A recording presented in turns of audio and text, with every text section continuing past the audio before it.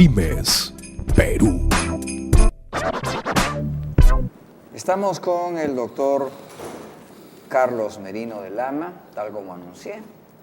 No sé por dónde empezar, porque en realidad, por un lado, es un médico destacado. Segundo, es un político destacado. Y tercero, es un hombre que, más allá de lo que nosotros vemos, negocios, o sea, la discapacidad no lo limita, doctor, a usted. Bienvenido al programa. Muchas gracias, amigo Rómulo. Un honor, un saludo a toda tu teleaudiencia y verdaderamente gracias por darme la oportunidad de estar aquí en todos los hogares de nuestros hermanos, familiares y amigos con discapacidad y todo el Perú entero. Y también agradecerte por esos excelentes y buenos augurios que me das.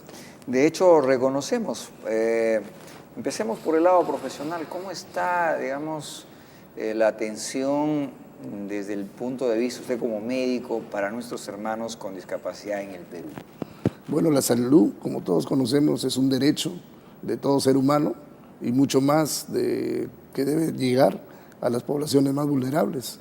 Y en este sentido, creo que ahí están muy bien ubicadas las personas con discapacidad, que son las más vulnerables, no solamente por el tema de sus limitaciones, de sus impedimentos, sino creo que le liga ese flagelo que es la extrema pobreza.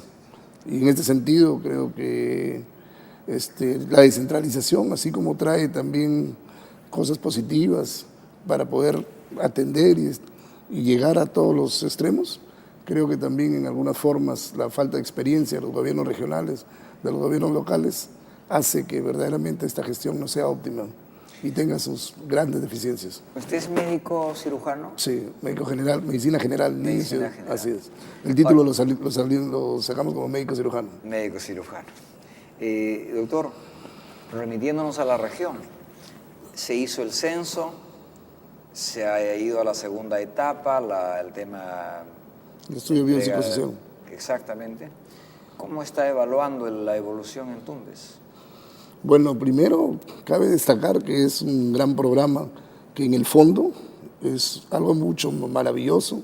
Efectivamente es algo inédito en Latinoamérica que debió dar sus grandes resultados, pero en la forma de haberse ejecutado, creo que en una oportunidad tú me entrevistaste y yo lo advertí, que habían grandes errores, que habían grandes deficiencias, que lo dijimos.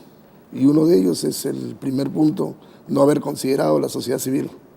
Y otro de ellos es no haber ejecutado los acuerdos en base al consenso regional, es decir, con el aval del gobierno regional y de los gobiernos locales. Esto por sí ha traído grandes deficiencias. El que más cabe resaltar es, por ejemplo, el censo arrojó en Tumbes 22.300 y pico personas con discapacidad que podrían haber, y sin embargo el estudio biopsicosocial arroja algo de 4.000 y pico. Si bien es cierto, en el censo se clasificó como ciertas personas que podrían tener un tipo de discapacidad y el estudio biopsicosocial ya determinaba puntualmente qué personas tenían discapacidad, pero queremos destacar, y esto lo conoce todo el mundo, que el censo fue un barrido casa por casa y que esto no debió tener un error, un margen mayor de 2 a 4%, y sin embargo el error ha sido muchísimo más grande. Entonces, en la forma de ejecutarse creo que hay graves y grandes cuestionamientos y muchas situaciones que no va a dar el fruto de lo que las personas con discapacidad están esperando.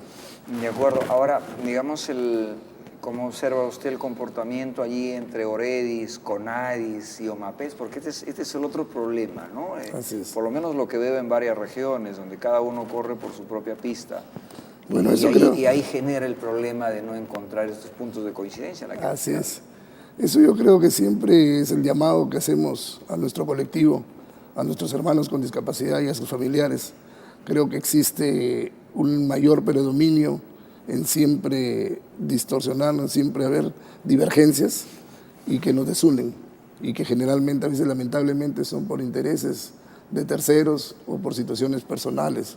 Entonces, efectivamente, como en todo colectivo, como en toda organización, también existe entre el Oredis y los OMAPETs.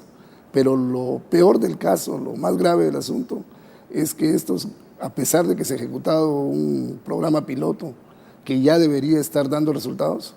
Todavía es lamentable que en Tumbes, tanto el Oredis como las Sumapets, aún todavía no manejen presupuesto y no estén organizadas, no estén implementadas orgánicamente estas unidades, que siguen existiendo como una oficina más y que es lamentable decirlo, que lo siguen utilizando a nosotros los hermanos con discapacidad como forma más protagónica para campañas políticas.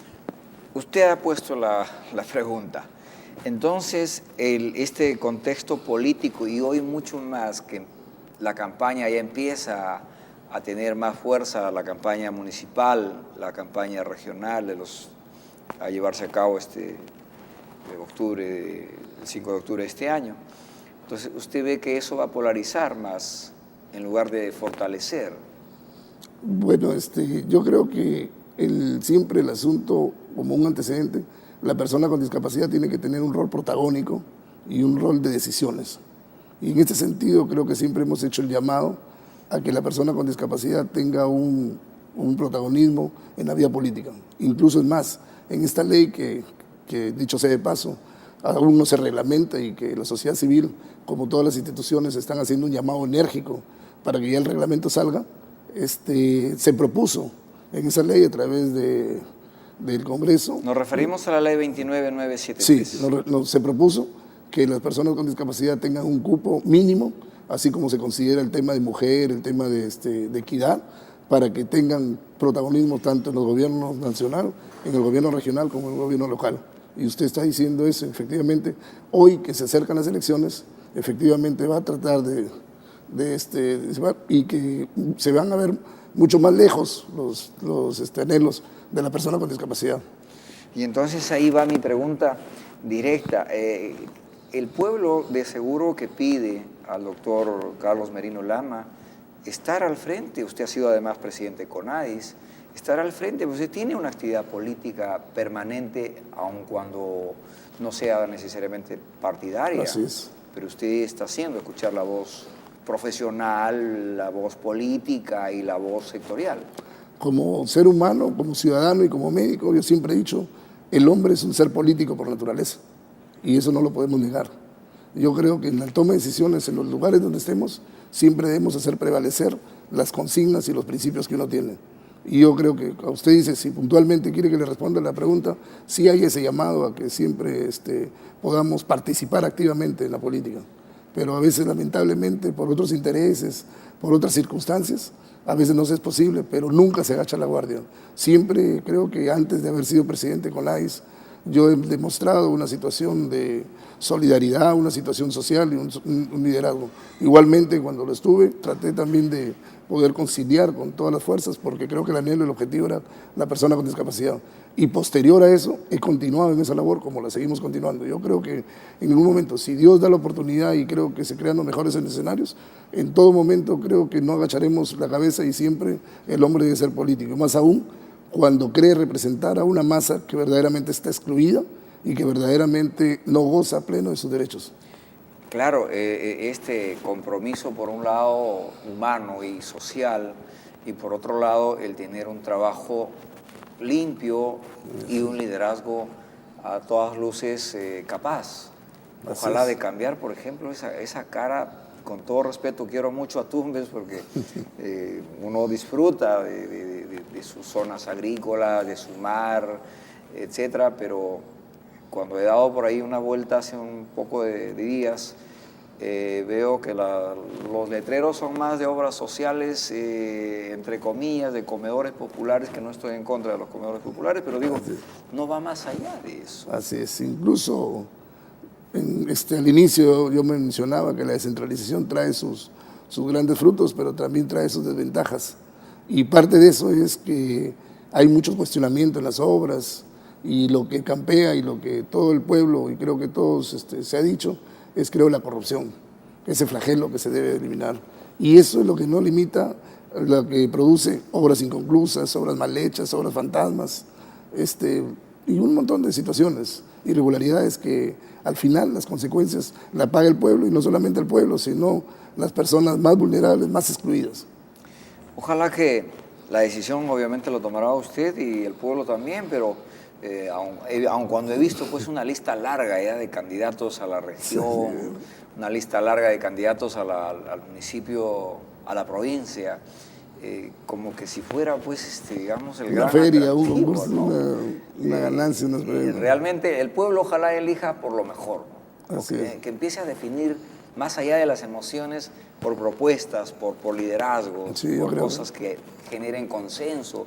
Yo no creo que estemos en condiciones de vivir alejados y discrepando entre compatriotas, ¿no? Así es. Y yo creo que es una gran oportunidad porque si se viene un año electoral, yo creo que es un llamado a todo el Perú a ocupar, pero a que los mismos partidos políticos y las mismas organizaciones tengan cuadros que verdaderamente no tengan después que arrepentirse en muchas cosas que decir como ahora. Entonces yo creo que ese es lo fundamental, ver los antecedentes, los currículos y al menos las propuestas y las consignas que tienen las personas. Bien, doctor, muchísimas gracias. Estaremos atentos a ver si nos da la primicia, si por ahí hay una toma de decisiones, y estaremos nosotros aquí atentos para difundir justamente todo el desarrollo de sus propuestas. Muchas gracias y una vez más un saludo y gracias por darme la oportunidad de dirigirme a todos nuestros hermanos. Bien. Ha estado con nosotros el doctor Carlos Merino de Lama, un destacado profesional, político y un gran conciudadano que ayuda realmente a mucha gente. Vamos a una pausa y regresamos con el doctor Jorge Balbín, un economista, ha publicado algunos libros, asesor en el Congreso. En realidad nos va a compartir otra parte de la experiencia de cómo sale adelante los profesionales con alguna discapacidad, pero nos siguen sorprendiendo las capacidades que ellos tienen. Pymes Perú.